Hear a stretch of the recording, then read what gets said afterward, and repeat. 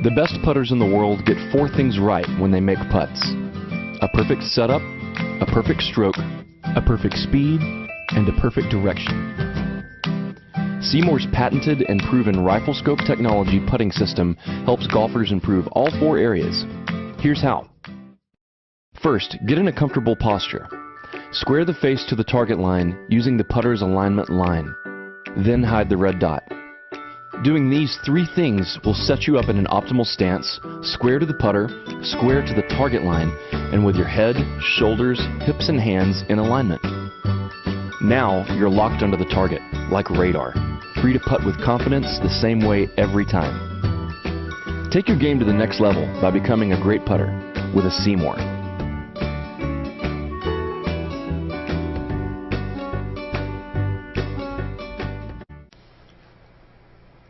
Okay, Tara.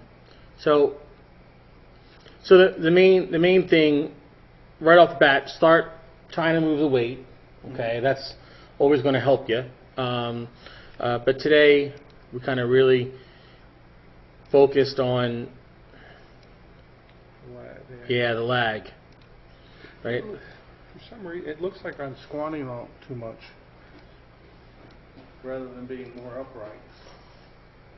With the tilt or in the knees? Well, just when I had the beginning, before I even started swinging, it looks like I bent way over. Or maybe that's just because it's a 7-iron. It could be.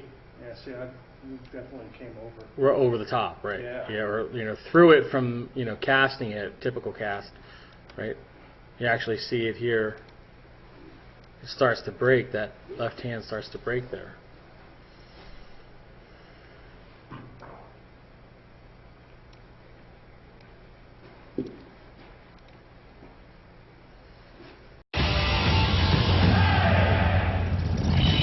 Rory McIlroy is only 5'9", 161 pounds.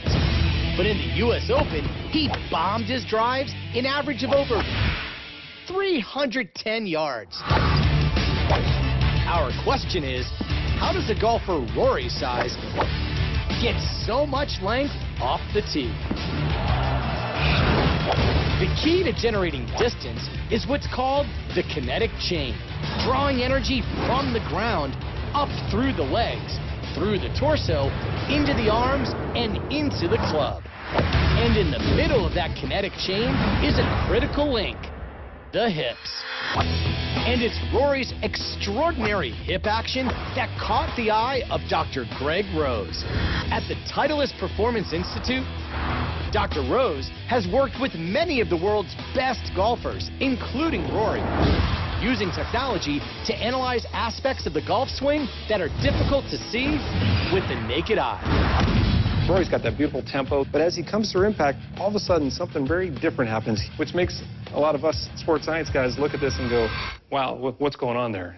If we look at hip speed, most amateurs are around 300 to 350 degrees per second.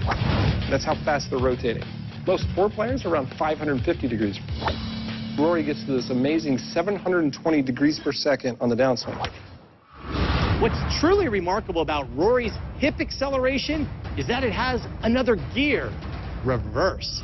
So if I'm looking at anatomy, you got to understand your abdominals, they run diagonally. Those are called your oblique abdominals.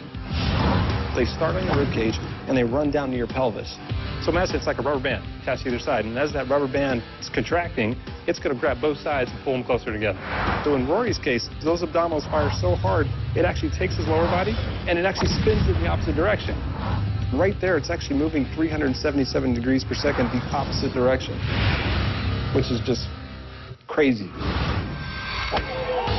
In other words, for a split second, Rory's hips actually move backward faster than most golfers ever move their hips forward. This reverse rotation is extremely rare. Out of the hundreds of pros he's analyzed, Dr. Rose has only seen it a handful of times. And while it isn't the key to Rory's length, it's an amazing indicator of the intense torque Rory uses to generate ball speeds of over 175 miles per hour, among the fastest in the world. Of course, Rory McIlroy didn't win the U.S. Open just by being long off the tee.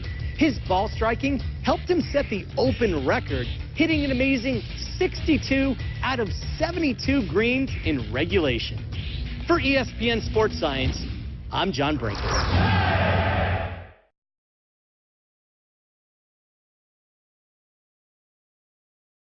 Well, the most important thing in a golf swing to me is the movement of the lower body from the top of the swing.